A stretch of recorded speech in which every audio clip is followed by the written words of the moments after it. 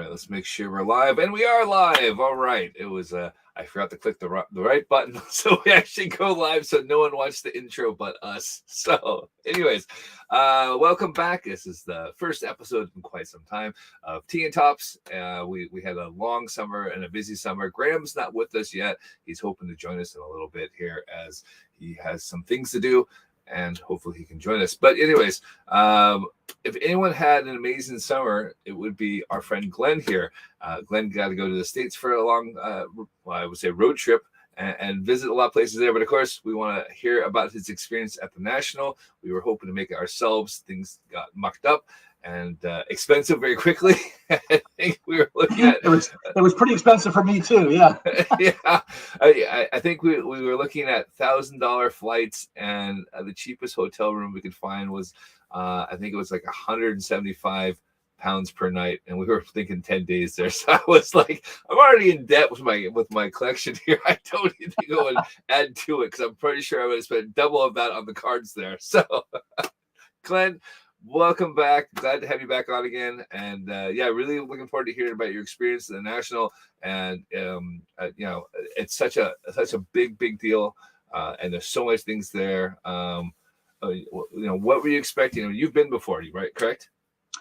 Yeah, I've been to two Nationals. I was in Atlanta in 1999, and I was in Chicago in 2013, I think I want to say. It might have been 2011. But yeah, so that was my third National. And I kind of knew what to expect because of that.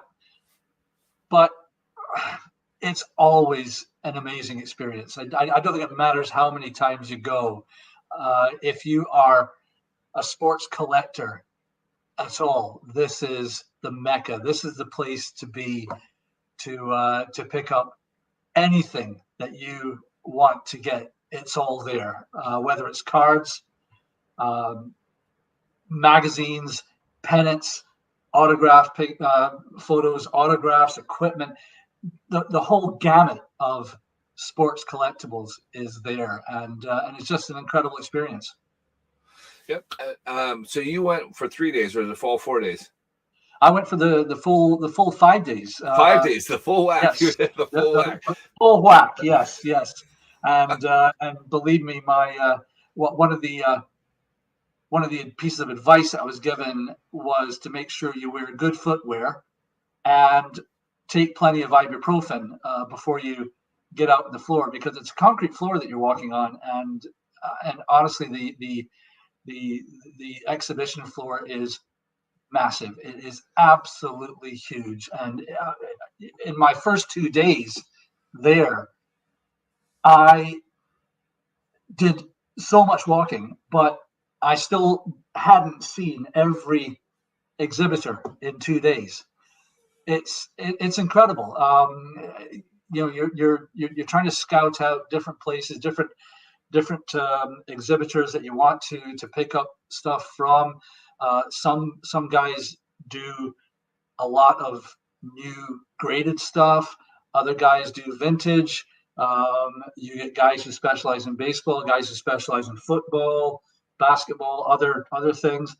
So it's really a matter of getting around the exhibitors first, trying to figure out where is the stuff that you're interested in, and you spend the first day pretty much making a plan for what you are going to try to achieve over the next 3 or 4 days. That's great, because that's exactly what I was going to ask you. It's like I said, it's a massive space. I think there's 200 different exhibitors. I imagine each exhibitor has a massive stand as well, because they're trying to move as much stuff as possible there. I've seen the pictures and the videos that were out there. I mean, it's got to be overwhelming to go walk in there. There's 10,000 people there every day, and then try to figure out, okay, what do I really want to see, and what am I looking for? So I imagine, the first, like you said, the first day, you're just trying to walk around and see who has what, and then plan your attack the next day, and hope it's still there the next day. Well, you just touched on a very good point there. You've got to remember, though, that sometimes the best bargains you're going to get will be on the first day.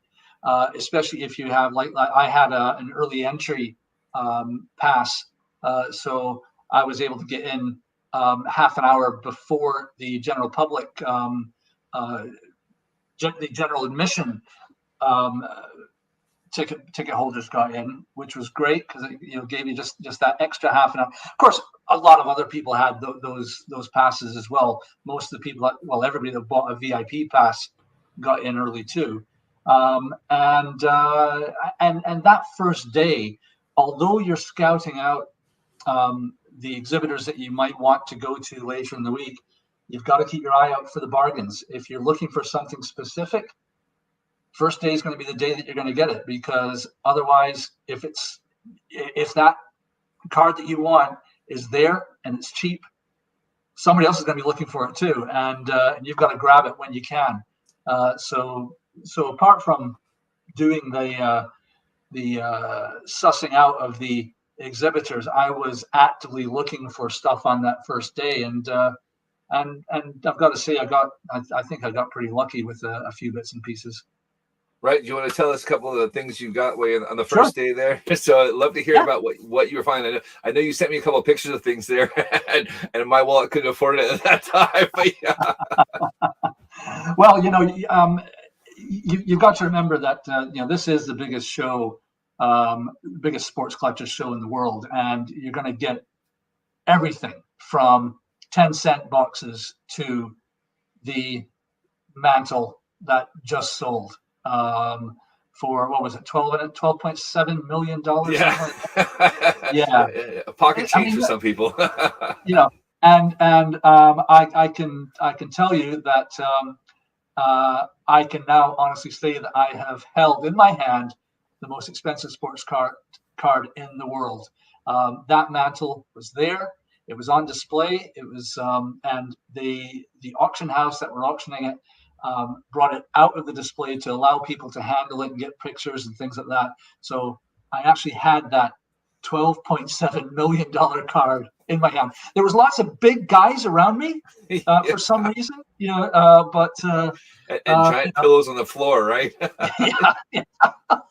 So that was fun. But yeah, my aim, my big target when I went to this year's national was to try to complete my 1959.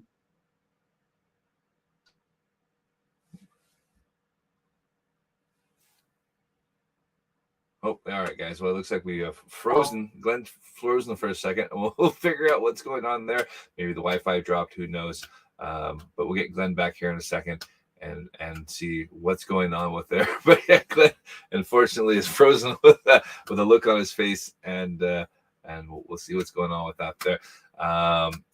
Thanks for tuning in. I know it's been a while. We didn't really announce this one because we weren't sure when we would be back. We've kind of had a very busy summer between the both of us, and if it wasn't one thing, it was another. And this even tonight was a last minute call off by Graham, who happens to be busy, and he's hoping to join us later here. But hang on a second. Oh, there we go.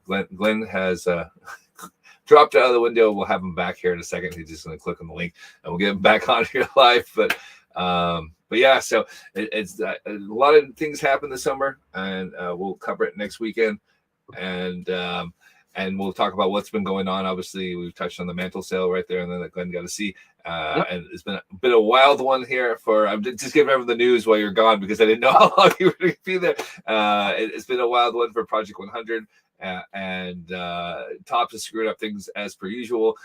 So don't worry about it. I personally, my summer's been spent adding to my digital collection more than anything else. So we lost it there. The Wi-Fi must have dropped on you. So anyways, yeah. So it was 1959 set. There wasn't much low hanging fruit. It was all pretty big cards that I was after. But the main one was the Mickey Mantle All-Star card that I was looking for, and I knew I had a reasonable budget of several $100s to try to knock these last few cards off. And so I've got some of the cards here that I picked up. One of the first ones was the let's see if I can It's not really showing very well, is it? There we go. You can kind of, yeah, there you go. I can see it. So he's got his Yogi Berra card up there. There we go. All right, so 59 Yogi Berra. I think I got that for about 30, 35 bucks, something like that. Wow, that looks like it's in very good condition as well. It is. It's pretty good. I would imagine. I can't imagine. See, that blows me away. It's a Yogi Berra card in very good condition for $30. Like, I mean, yes, some of the bargains you're able to pick up are pretty amazing. Next up, we got. Let's see, how's that? Hank Aaron, All-Star. Mm-hmm. So I picked up that one and I think it was that and the Ernie Banks All-Star. Cool. Again, I got those from a friend who sold me the 2 cards for about $40, which was another bargain. Willie Mays was pretty big on the list. I had 3 Mays cards that I had to pick up. Wow, is standard. I'm looking at these cards going, why are they not a top loader? Like, these are looking amazing. I like raw cards. I like to feel the card. Feel the cardboard, man. And there's the Willie Mays All-Star card. Mm-hmm. I paid up a little bit for that one. I think that was about 65, maybe $70 for that one. Right. The standard Mays was 50, 55, something like that. But the big one was the one that first card was the card that I picked up on the first day, and this was the big one that I needed to. This was the massive one. So that was the Mickey Mantle All-Star. Let's see. Yeah, we got it. Showing it now. Amazing. There it is. That's so cool. Yeah, and so that was the of the cards I needed. That was the white whale. That was the big one, and in graded and in good condition, graded as a 6 or something higher than that. That card was selling for $500, $600, $700, maybe more. So I got that one. A dealer near the door on the first day had that card among his off condition vintage. Had it marked up 140. I got it for 120. So yeah, I kind of snapped his hand off right away. Well, as you do, like you said, like you walk in, like there's the card I'm looking for right there. Okay. Exactly. Yeah. And I had a number of guys from my Collectors Club, OBC, were also on the lookout for that card on my behalf. So I was getting messages pinging on my phone saying it's a guy at stand number 785 has one at such and such a price, and so I was getting good intel coming in from the field. But I was going to ask about those guys. I was saying, you guys. I'm surprised you didn't go walkie-talkies and just go, all right, over here. Well, yeah. I mean, we've all got each other's phone numbers, keyed into the phones, and everybody knows what each other's looking for. And there's usually about 30, 35 OBC guys every national.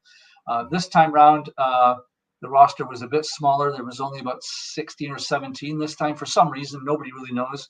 But as usual, everybody kind of was there to help each other out. We're all kind of bird dogging for each other, and it always works because it's great to have 16 pairs of eyes rather than just one, especially in a show that large. But needless to say, I managed to finish off my 1959 set, which was a terrific achievement. It's something I've been working on for probably the last 15 to 20 years. So finally getting it finished was great. But that wasn't the only thing that I was there looking for. I was looking for a lot of other stuff, a lot of holes to fill in both my vintage sets and my more modern sets. A lot of the dealers did things called bargain boxes, and these would be just large 4,000 count boxes filled with cards, and there would just be a little sign on top 10 cents each. Inserts and parallels, 10 cents each. And man, there would just be there's no order to these things. You would just have to you reach in, grab a big pile of cards, flip through them. Okay, I need that. You need to know what you're looking for. I need that. I need that one. I need that one. And you're sort of dealing them off the top of the deck and making your own little pile of cards. And once you have your pile of what you need, you just say to the guy, well, I think I've got 100, 200 cards here, and then he'll say $15 or whatever, and that's it. And I picked up so many gold parallels. I've been working on gold parallel tigers for the last couple of years now. I picked up loads of those for 10 cents each, and lots of heritage insert sets and parallels and various short prints and things like that. You're picking them up for next to nothing, and you've got to take advantage of that while you're there. Yeah, absolutely. I mean, they said we don't have anything close to that over here. You can't just go to a local card show and it's like being that record collector and going crate digging. It's the same idea. Like, right, I'm gonna pull up a chair. I'm gonna go through this 4,000 count box and go through everything I need there. And you'll be there for 20 minutes, half an hour, but you're gonna knock off some sets that way. Yeah. But there are so many dealers there, and it's great to talk to the guys if they have the time to chat to you. So many of them are very approachable, and you can just strike up a conversation. And it was usually a good in for me to say that I was there from the UK, from Scotland, and half the guys would say, "Oh, I've been to Scotland to play golf or whatever." And you can just strike up a good conversation, and normally that ends in me getting a little discount on the cards that I buy from some guys, which is always a little bonus. But it's always good to do that. One thing, Jason, I will say is I was very surprised at the number of European accents that were among the attenders at the National. Oh, wow. I was sitting in the lounge next to the main exhibition hall before the doors opened on the second day, and sitting at the table next to me was a guy with a Leicester City football shirt on. Right, as you do. Yeah. And I didn't think much of it, but then the next morning, I saw him again, and he was sitting at a table immediately next to me. And I heard him speaking, and it was an English accent. So as we got up to go into the exhibition hall, I said to him, do you live over here or what? And we just got to talking, and he was here specifically for the National, traveled over from England. He's a football soccer card collector. He says that this was the place to come to get the things that he wanted, so he made the trip and was enjoying it very much. So I really, I was definitely not the only person from the UK to make the trip. There was also several German accents. I heard lots of Germans. They were normally looking at the American football side of things. Mm-hmm. Lots of Asian, Japanese, Korean collectors. And, it just shows you that this bug of ours is very much an international one. This collecting bug.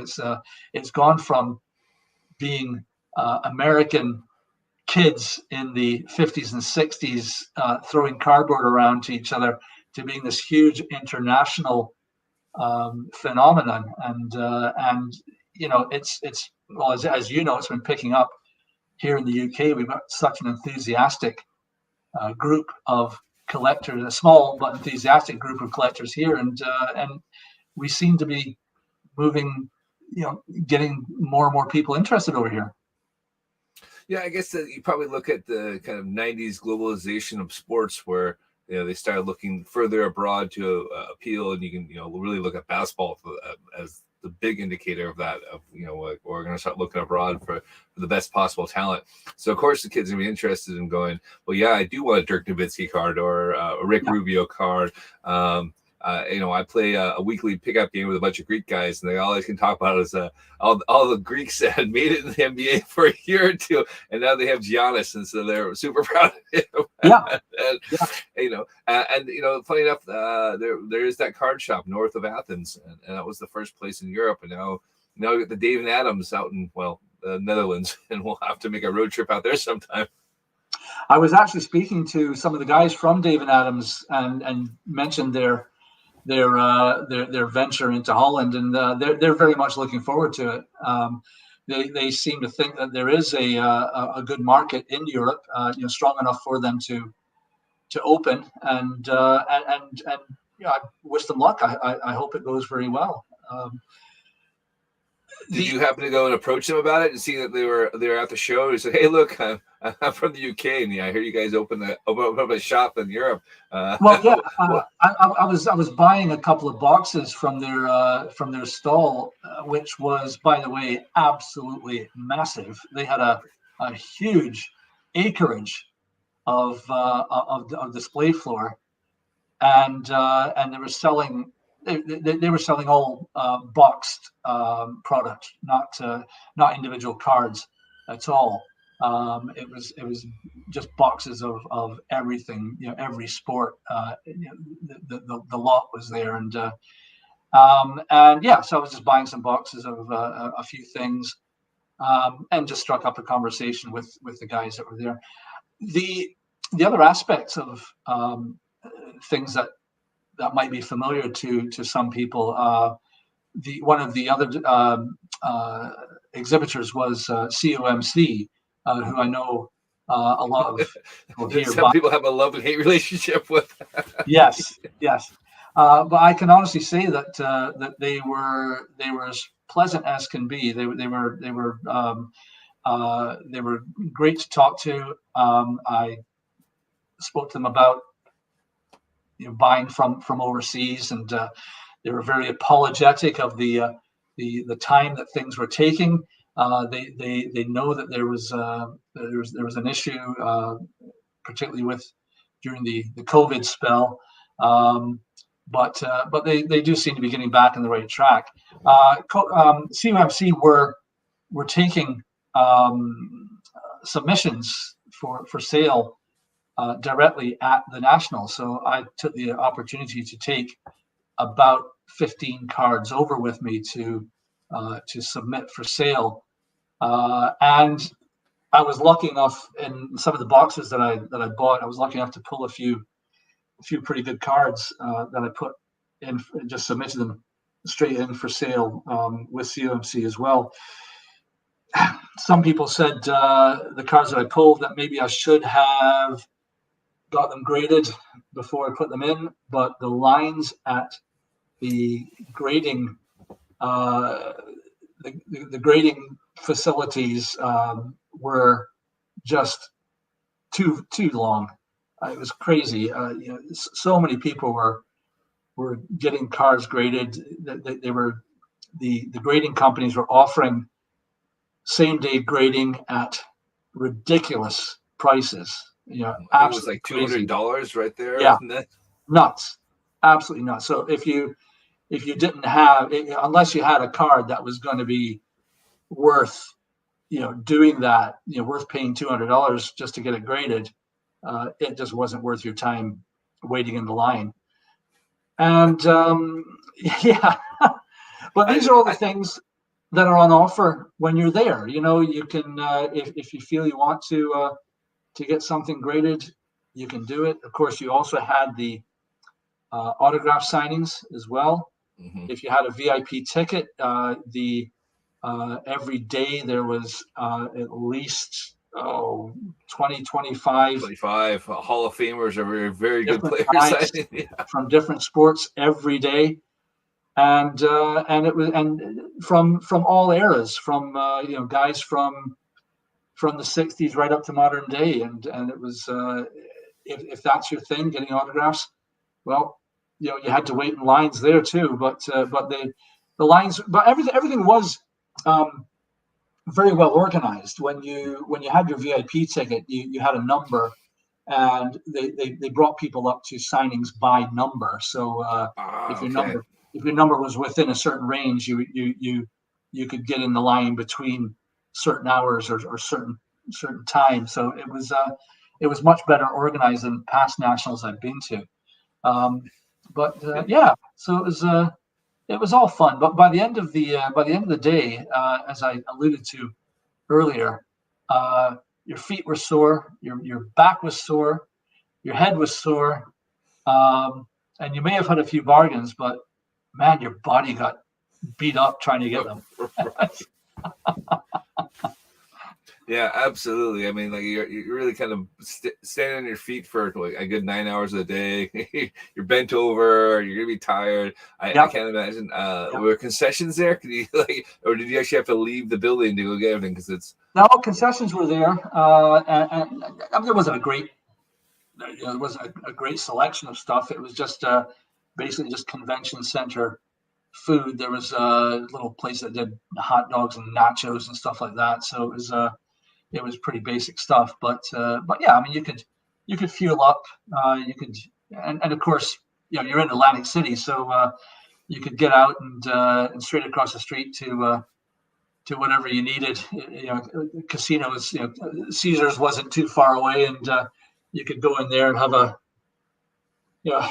steak or whatever. Well, if you could afford it, because steaks were pretty expensive too. But this isn't Las Vegas where you get the $10 steak. No, no, definitely not. No, and my experience of Atlantic City was I don't think you'd know exactly what was in your steak anyway. Probably be something off the caught from under the boardwalk, shall we say? It might be roadkill. It might not. You never know. Yeah, very much so. But I would say that my star buy of the mantle was nice to get that and to complete the 59 set. But my absolute star buy was something that took me back to when I was a youngster. So those that know me know that I'm a big Tigers fan, have been all my life. When the Tigers won the World Series in 1968, I was 8 years old, and of course the World Series games were played in the daytime back then. Tigers won the World Series in 7 games. The day that they won it, the whole neighborhood around Detroit just went crazy. The city went crazy, but every suburb and neighborhood went nuts as well. My mother was going shopping that evening, and as most people did, she tied a Detroit Tigers pennant to the aerial of her car. And the pennant was my Detroit Tigers World Series pennant, which had only just come out after the Tigers clinched the American League. And it was a beautiful Tigers pennant with an inlaid, glossy photo of the team. My prized possession. Mom tied it to the aerial of the car, went out and did her shopping, forgot to take it off the aerial that evening. It was a terrible night with frost, ruined the pennant. And I was none too happy. I was a very unhappy 8-year-old. She said, "I'll buy you a new one." Nope, never happened, because you couldn't buy anything. Every 1960 and back then, every Tiger souvenir was sold out. It was gone. There was nothing to be had. So, 54 years later, I'm at the National, and there was a desk. There was an exhibitor selling pennants. Nothing but pennants. I mean, this guy was incredible. Pile after pile after pile of pennants. I thought it was all new stuff, and I went over for a look, and I started flipping through some of the piles that he had, and it wasn't. These were vintage pennants. I think I sent you a link, a photo, Jason, of the Seattle Pilots. Seattle Pilots one, yeah. A one-year wonder team. Probably my second favorite team the history of Major League Baseball. But anyway, there's a whole stack of Detroit Tigers pennants, and I started to flip through them, and about the third one in, it was my 1968 pennant. I couldn't believe it. Suddenly this 8-year-old kid in me is back, and I've got my pennant. I've got my And I looked at the price and I thought, okay, it's in there. It's in the ballpark, shall we say? And I talked to the guy, and I told him this story, and he said, I think you've got to have that pennant. I said, I think you're right. I think I'm going to have that pennant. So, yep. So the pennant came home with me. Amazing. Let's see if I can get there. It is. Yep. Yeah, you see it. Yep. Yep. So that's it. That is a authentic 1968 Detroit Tigers World Series pennant with the team photo. That is a glossy color photo which has been inserted into a slot in the pennant. It's an absolutely beautiful thing. It's amazing. I still can't believe your mom tied it to the aerial of the car. Like, I'm looking at it thinking it's awesome. It's huge. I mean, if you're listening on the podcast, it's a pennant. It's a good 3 feet long. It's got a glossy photo, as Glenn had described there. I can't think of the thought process. You're like, that's gonna look great in the car. I'm just gonna tie it right now. Fantastic. Yeah, it looked terrific, but she just left it out in the rain and the frost, and that was it. But yeah, so there you go. 54 years later, my mother is finally forgiven. So I hope she's looking down and saying, I'm glad you found that at last. Yeah. So, that's awesome. But I mean, that's the fun part of collecting. It's like one of those things that really just kind of transport you back in time, and you go, "Yep, I remember that. Yep, I was so pissed off because she left it outside." And they said 54 years later, you're like, "I've got that back." I totally understand where you're coming from. You just never know what you're going to find. I mean, I would have bought that Pilot's pennant as well. It had the price been a little bit better. It was a little pricey, but that was a beautiful thing too. And it's a great thing about the National is you just never know what you're going to see, what you're going to find. If you're a collector, just that thing, you might go in looking specifically for something, but as you're flipping through boxes of cards or walking past a stall or whatever, and you just look up at the right time and you look at something, you say, hey, that looks cool. And next thing you know, you've got it in your backpack and off you go. It's and something you never expected to buy, never expected to see, and there it is. And Jason, you'll know the time to buy something that you've been looking for ages. The time to buy it is when you see it. Mm-hmm. Well, so it's funny you mentioned that, because I was thinking, what have I seen recently since I started collecting again? And I was like, yep, I know exactly what I do. I said, you were probably over here this time, but if you weren't, 7-Eleven used to have the little shiny coins with baseball players on the bottom of their cups. Yep. And I had so many of those, and they're all gone now. And I bought some, but yeah, that takes me back to being 8 years old. And my mom would give me $1 to go like get treats on the summer and go out that way. And I absolutely remember sitting at 7-Eleven and making sure that the guy working the till wasn't paying attention as I took as many of those things off. So I had a big stack like that and stick in my pocket. Yeah, they used to do Slurpee cups too with ball players on them. Right. I never saw those. Yeah, back in the day, yes. We can see that. I mean, I started referring to thinking decades now. And oh, really? That's not a good sign. I said that decades ago. But I don't know. I don't know if you remember Marathon gas stations in the state. That might have been a West Coast thing. Well, this is going back to 60s, 70s. I would guess, and they used to do cups with sort of Slurpee sized cups with ball players on them, and I think most cities where where marathon stations functioned, did the local team. So in the Detroit area, you got the Detroit Tigers players, and Cleveland, you got the Cleveland players, and so on and so forth. And you go in, you fill up with gas, and then you get one of these cups, and I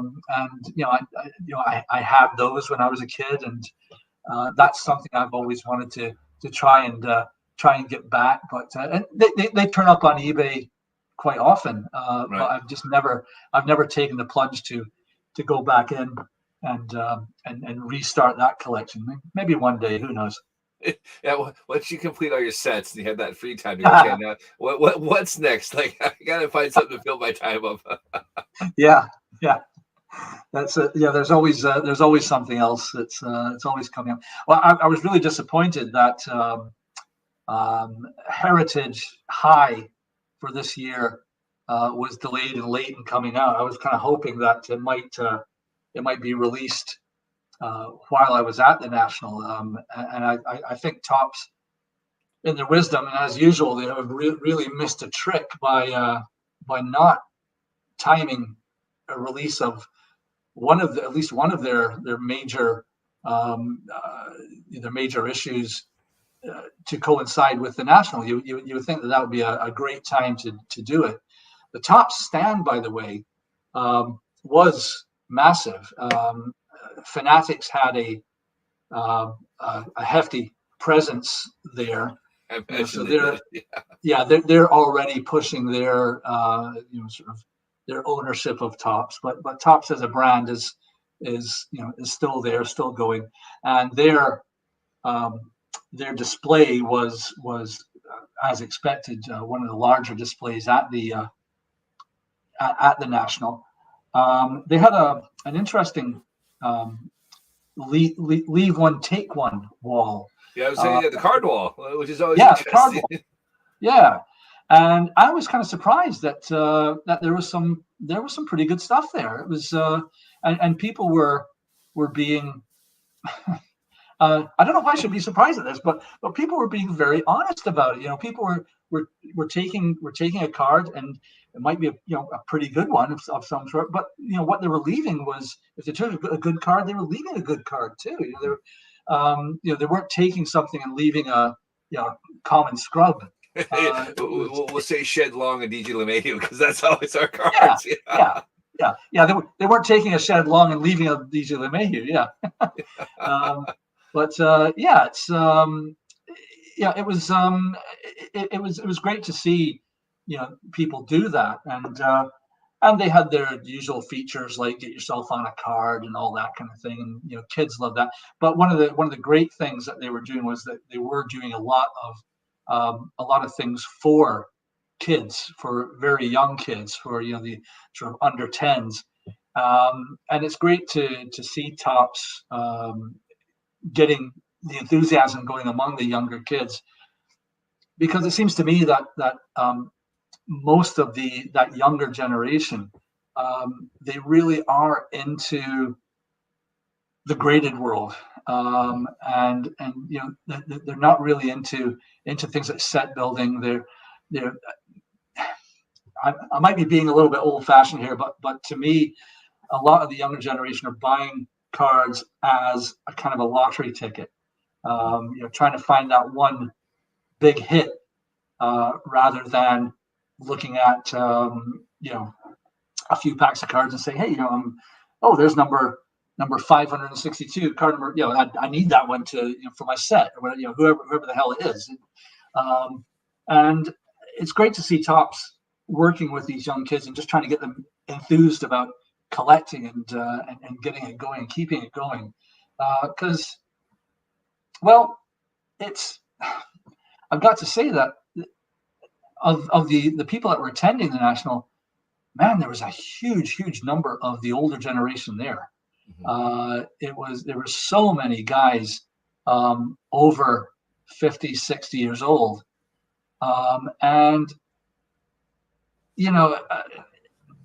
if the younger generation don't come in, I mean, the hobby is gonna disappear, unfortunately. Yeah, it's interesting you say that there. Do you think that's more of a shift? I mean, I guess for me in the 80s, you had Tops, Donruss, Flair, and then later on Upper Deck. So you had that. Now you have the variations. So you want to chase those because obviously there's less of a card count there. Throw in, now you have so many different parallels and breakers for people trying to chase that. Do you think that's just because everyone sees that you're supposed to do? Or again, I know for like a lot of us, we're like, okay, well, you're a Tigers fan. I'm a Mariners fan. I'm only going to buy those from there. And then, for me, I'm going, well, I'm hoping for Julio Rodriguez or nothing, Yeah. So, I think it's just the shift in the hobby. That's the reason for that. Yeah. I'm not a great fan of artificial scarcity. I think Tops have shifted too far down the SP and variation road in their main set, in their base set. It's nice to have a few variations and just a few interesting things to go for. But if you look at the 2022 Tops base set, I mean, there are so many variations and SPs and all kinds of stuff. And I think you guys discussed it several weeks ago. My big hate was the fact that the Tigers Spencer Torkelson rookie card came out in Top Series 2 as an SP, and I thought, well, I want this guy's rookie card to for my Tigers collection, but am I going to pay $70, $80, $100 for it? No, I'm probably not. If I pull it from a pack, great. But I think that this artificial scarcity is, I don't know. I just don't like it. It's to me, I get a lot of fun going back to the vintage sets and chasing the variations and short prints from those sets because they weren't deliberately done. They were, variations and short prints were more genuine mistakes rather than deliberate scarcity. And it's good fun to go back to those and try to try to find the different variations that exist back then. But if you're a set builder, you can go back to those vintage sets. You can find those variations. You know how many there are. You know what's out there, and you can build a master set. You can do it if you want to. With the new stuff, man, trying to build a 2022 Topps master set, what a pain in the ass, an expensive pain in the ass that would be. It would be almost impossible, I think, and it takes the fun out of set building for me. Nope, that's you've hit the nail on the head. Where it's so hard. Where, like I said, you like a Torkelson, you want his card, you want him to do well, so that card goes up in value. But you're also like, well, if he does crap, I can wait 5 years and pick it up for 10 cents, which is not what you want for your team. find him in the 10-cent bargain bin. Yeah. Exactly. Yeah. So my friend Donna, who just does Ginter and a few other things there, but mainly Ginter, she's like, you know what? I buy 2 boxes every year. And I open it up, I see whatever I have the most of the variations I have, and then that's the variation set, because she's like, you can never do a full set of Ginter. She's just like, it's impossible. You just go, all right, I have the most of these cards, so this is a set I'm going to build this year. Yeah, that's it. And I forgot to mention, I should maybe mention that while I was over there, I ran into a mutual friend of ours who's been on this show, Ethan Jacoby. Yeah, I was going to ask you after the show about Ethan, but yeah. How was that? Did you guys go out and look for cards there, or you guys grab a drink? No, that was fun. We only met for about 10 minutes, just out in the concourse of the exhibition hall, and but it was great to meet him and have a short chat. And he was enthusiastically looking for a few bits and pieces. I think Mets stuff, was it? He's a big Mets fan, yeah. So Yeah. I imagine he was trying to give as much Mets stuff in, and he probably had a list of things to build on for his sets as well. So I'm sure it was probably Mets and building the sets up. So, but it's always great to meet people who are on the Tops UK list, and even though Ethan is an American and lives over there, he's still contributes to our Tops UK Facebook page, and it was great to touch base with him, so to speak. And it was also great to get to a couple of ballparks as well while I was over there. First time back at a major league game for a long time, and added 2 new stadiums to my my stadium collection. So Nationals Park in Washington D.C. and Camden Yards in Baltimore. So a lot of fun there. I was going to ask. So obviously you went there, and Soto had been traded about 2 days before that. So yes. So was everything on sale in the team store to get rid of all the Soto stuff? They had a Soto fire sale. Yeah, everything Soto was going cheap. But a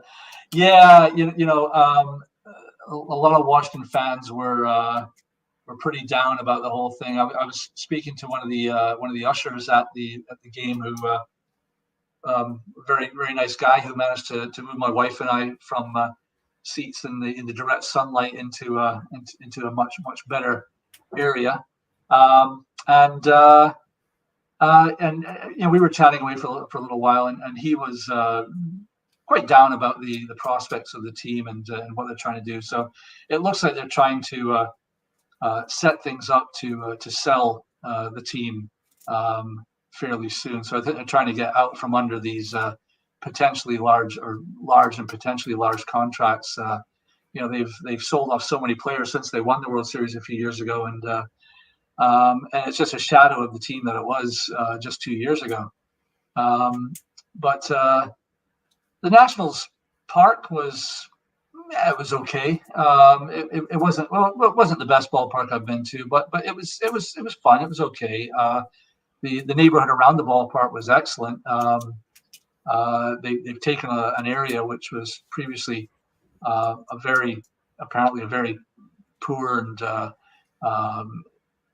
very much a slum area, and have developed it into something with lots of entertainment and social housing and various other things. It just the neighborhood looks great. And then, quite a contrast with Camden Yards.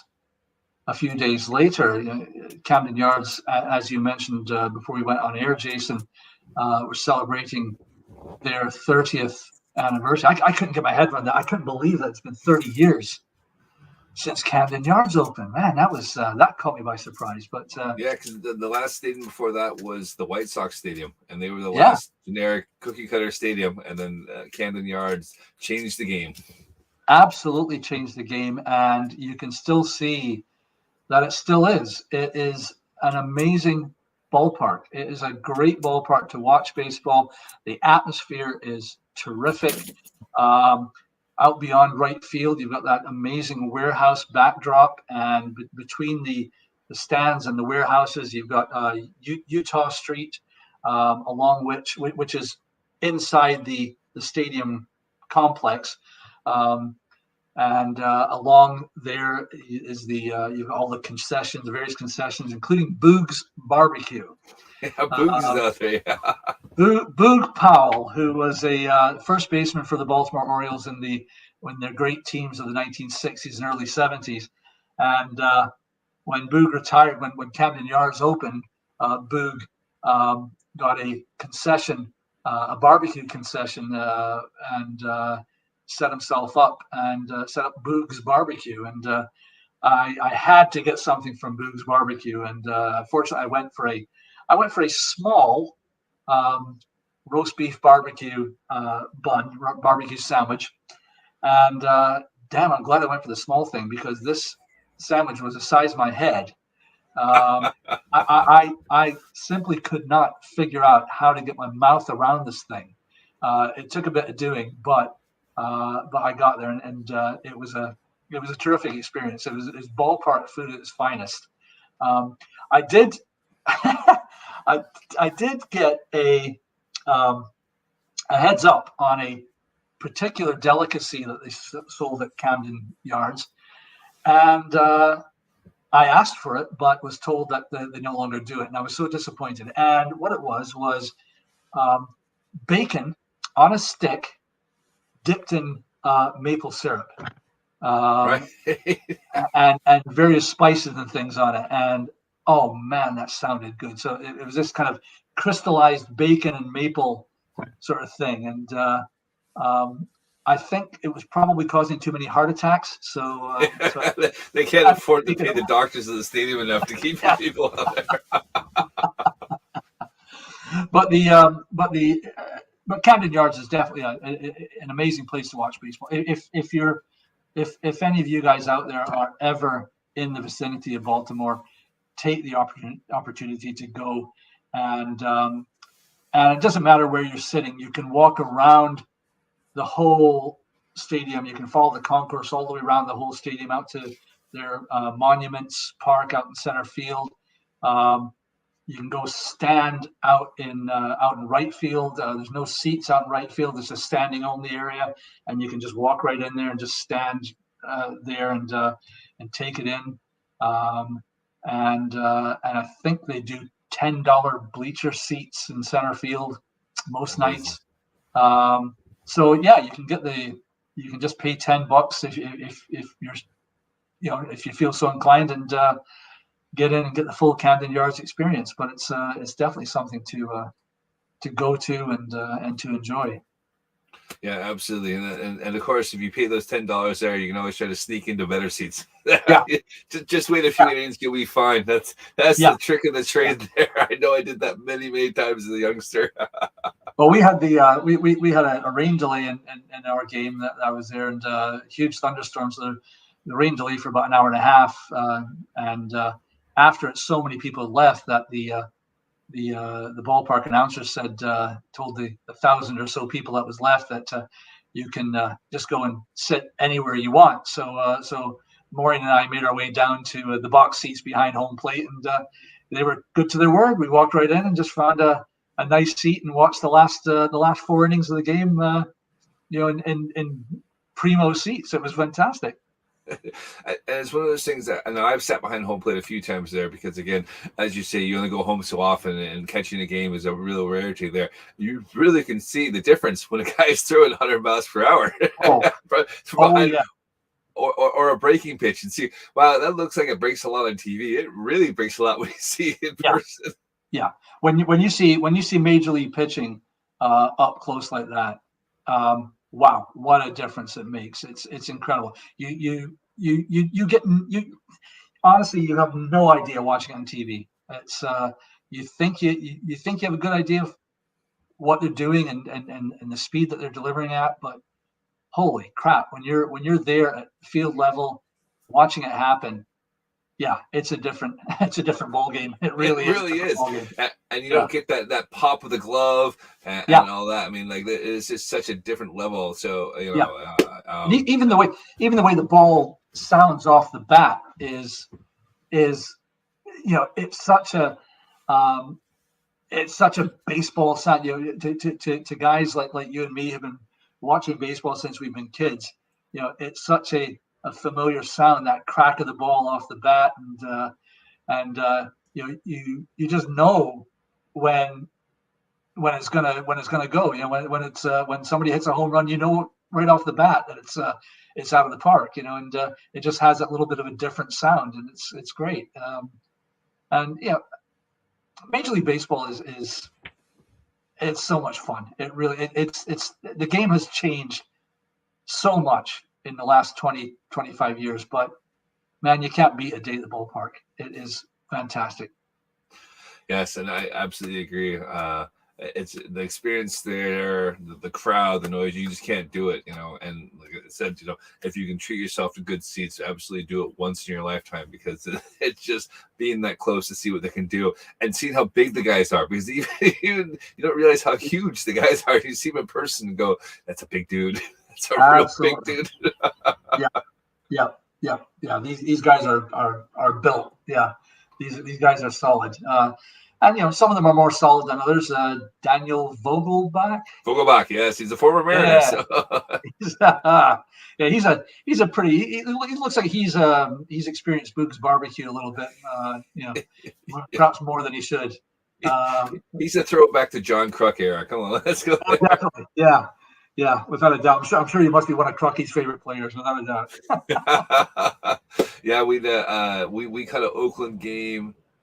It must have been 2011, and it was when Cesapades was playing for there, and that guy was big. That was a big guy.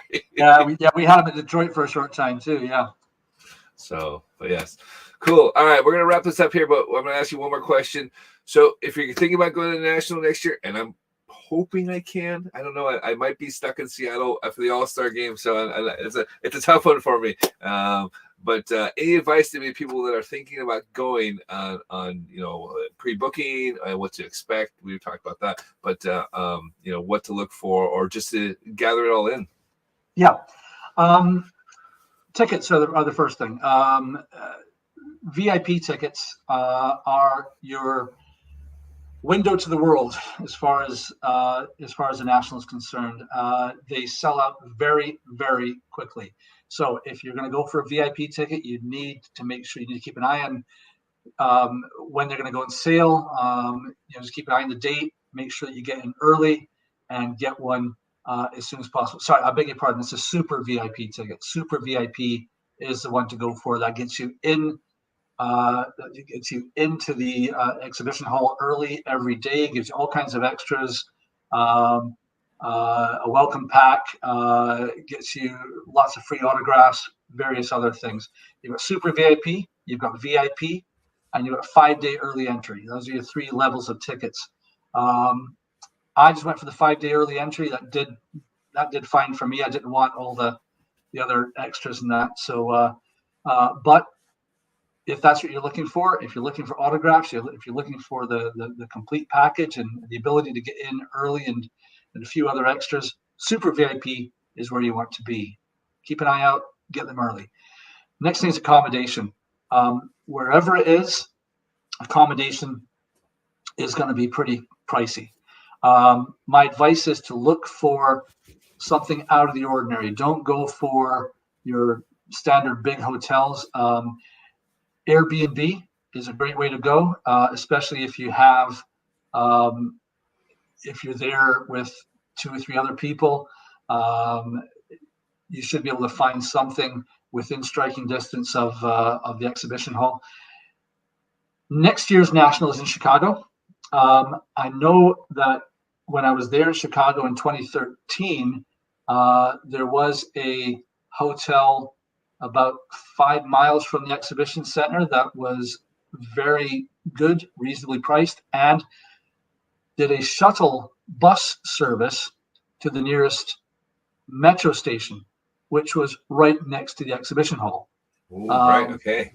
So that gave you your daily travel to and from the exhibition hall from the hotel. So, and I know that wasn't the only hotel that did that. So if you shop around, you might get some good transport deals as well. But accommodation is going to be your big expense. Obviously, flying out there is going to be a big expense as well. But accommodation is something that you're going to have to look at. And there's bargains to be had. You need to shop around, but as I say, Airbnb might be the way to go, especially if you have access to a car. Car hire, as it is here, has shot through the roof price wise. So if you can get somewhere that has, for example, a nice little shuttle bus or whatever, that's a major bonus. Apart from And that, say, don't look in the south side. Do not look no, in the south side of no, Chicago. Stay in the north side, no. right? There's Yes, lots of yes, bargains we had in the south side. yeah. Just avoid it. Let's just take our word. I think I'm right in saying that the exhibition hall isn't too far from O'Hare Airport. So, That's the so north. there may be um, uh, a few bargain motels. There'll be. I mean, gosh, we stayed at somewhere close to O'Hare when we were in Chicago. Oh gosh, and I have to say 7 years ago, but 7 years ago. So yeah, and it was just fine. But But if you're going to go, you've got to plan early, get in early, get your ticket early. Everything's got to be early. You got to get your ticket early. You got to get your accommodation early because once in fact, I would be willing to bet a lot of accommodation for Chicago is already booked. So if you're looking, if you think about it next year, you got to get your plans in place now. If that means just paying deposits on places, you look for places that offer free cancellation. They are out there, or that offer maybe you can book something with a small deposit that you don't mind losing if it falls through. Get all that done, but apart from all of that travel and accommodation stuff, the thing I would say to you is when you go over, know what you're looking for. Don't just go in and on spec and say, well, I might look for this, I might look for that. Be specific about what you're looking for. Get your want lists in order. Go in with a plan. Don't go in and just rummage around and because man, you're going to miss out on so much of the stuff. You'll come back and say, I wish I'd looked for this or looked for that.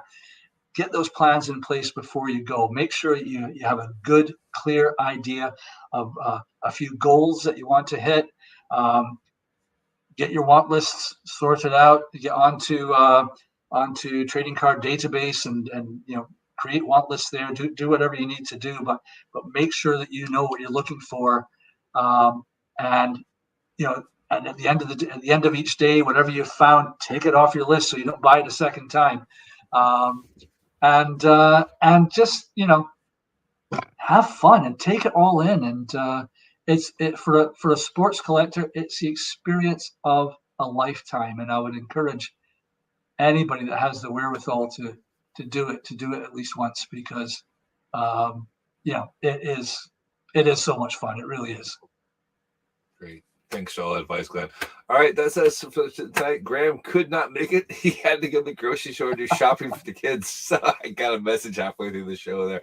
So hopefully we'll be back next week. Well, we don't know yet, but hopefully we got a big wrap up because we've missed a lot of stuff the last couple of months.